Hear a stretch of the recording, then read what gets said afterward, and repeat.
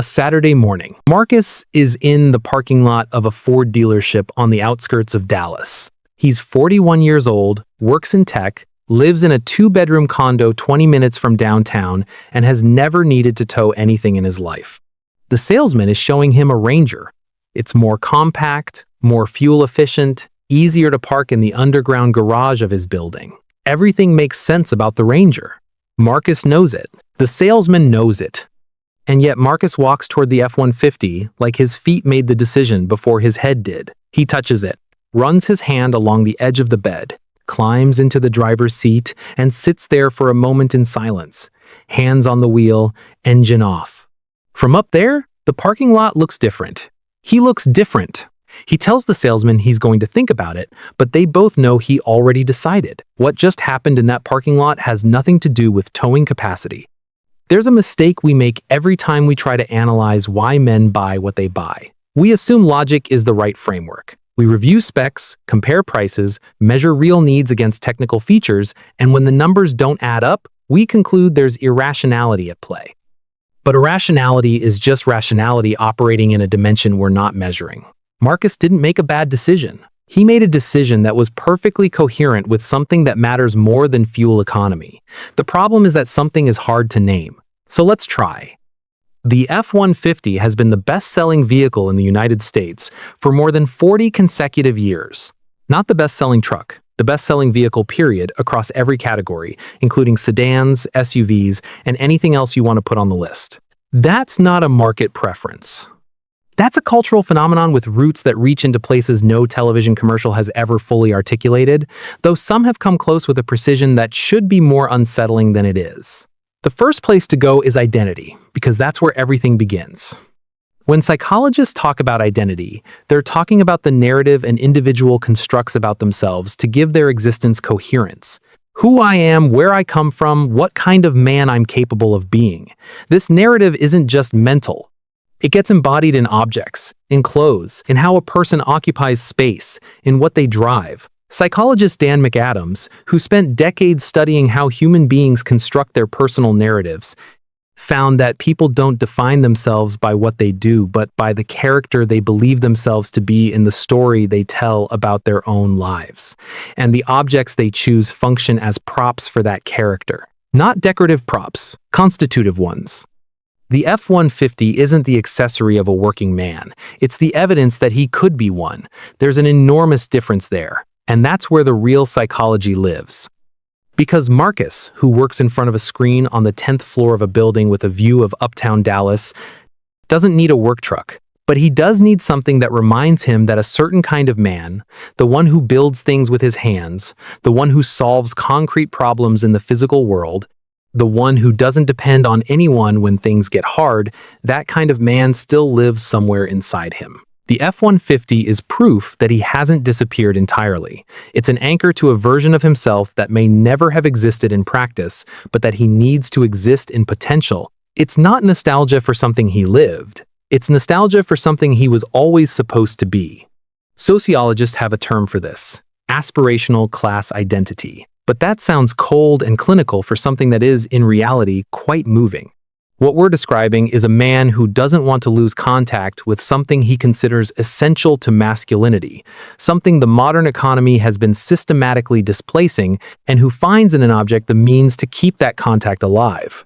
Then there's locus of control, and this is where things get more interesting. Julian Rotter, an American psychologist working in the mid-20th century, developed the concept of locus of control to describe the degree to which a person believes they have agency over what happens to them in life. Internal locus: I believe my decisions determine my outcomes. External locus: I believe outside forces determine what happens to me. People with an internal locus tend to seek out tools, capabilities, resources that give them a sense of preparedness. Not because they're necessarily going to use them, but because knowing they could use them if necessary changes how they feel in the present. A man with an F-150 can handle difficult terrain. He can tow, haul, endure conditions that would destroy another vehicle. The fact that he'll probably never need to do any of that is almost beside the point. What matters is that he could. And that could function as a quiet emotional regulator. Something in the world isn't working, something he can't control, a difficult boss, an uncertain market, a relationship that demands more than he has.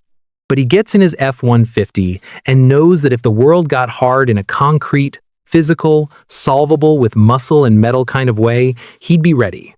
The truck doesn't solve the problems, but it keeps intact the feeling that he's the kind of person who could. That's not delusion. That's functional emotional regulation, and it's more sophisticated than it looks. Now we have to talk about the tribal, because no cultural object operates in a vacuum. There's a silent signal that passes between two F-150 drivers on the highway. It's not always a visible gesture, though sometimes it is. It's more of a tacit recognition, the feeling of belonging to the same category of people. Not the same economic class, not the same profession, not necessarily even the same region. Something more diffuse and more powerful than any of that. A shared set of values about what a man is supposed to be, about what deserves respect, about what it means to work hard and not complain and be ready. Henri Tajfel, a Polish social psychologist who studied how human beings construct group identity, demonstrated that people don't need to interact directly to feel belonging. Sharing a symbolic category is enough. The F-150 is a symbolic category. When you buy one, you're not just buying a vehicle. You're buying membership in a community of values that exists in the collective American imagination and in the imagination of any culture that has absorbed that archetype, because the archetype travels. The self-sufficient man, physically capable, emotionally contained, who doesn't need the world to tell him who he is. That archetype has a dress code, and the F-150 is part of it. There's a man in Bakersfield, California, named Robert, who bought his first F-150 the same year he was laid off from the construction company where he'd worked for 16 years. He was 47. His kids were grown. His marriage had survived worse. But something about that layoff shook him in a way he couldn't explain well. Something about who he was without that job, without that income, without that routine. He bought the F-150 used, with 80,000 miles on it, dark blue. He cleaned it top to bottom the first weekend, changed the oil himself, even though he could have taken it to a shop, installed a toolbox in the bed, even though he didn't yet have the tools to fill it. It took him 2 years to find steady work again. During those 2 years, the F-150 was the only thing in his life that stayed exactly the way he wanted it. Not because the truck solved anything, but because keeping it clean, keeping it running, keeping it ready for anything reminded him that he could be too. His oldest son is 24 years old now and just bought an F-150. When asked why, he said he'd always liked them, that it was practical, that someday he'd need it for things. None of those answers is false. But none of them is the real answer either.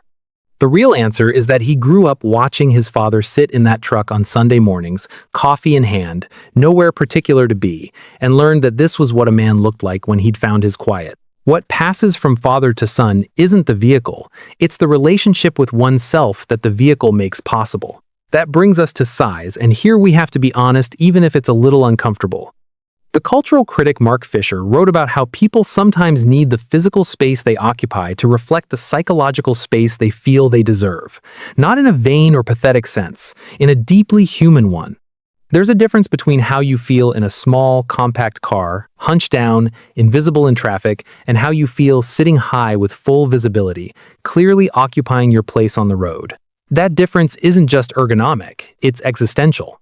The F-150 is large, it takes up space, it doesn't apologize for existing. And in a world where many men have been told in subtle and not so subtle ways that they should take up less space, make less noise, reduce their presence, driving something that occupies space without apology can feel like an act of affirmation that almost nothing else in daily life permits. That's not aggression, that's the refusal to disappear. And this is where we have to stop talking about Marcus. And about Robert, and about the F-150. Because the real question has nothing to do with trucks. The real question is what objects in your life function as mirrors of the version of yourself you need to believe you are. What you buy not for what it does, but for what it confirms. Whether there's something you've spent years keeping clean, keeping ready, keeping in perfect condition, that you technically don't need, that you don't use for what it was designed for, and that you couldn't imagine not having. Not what it says about you to other people.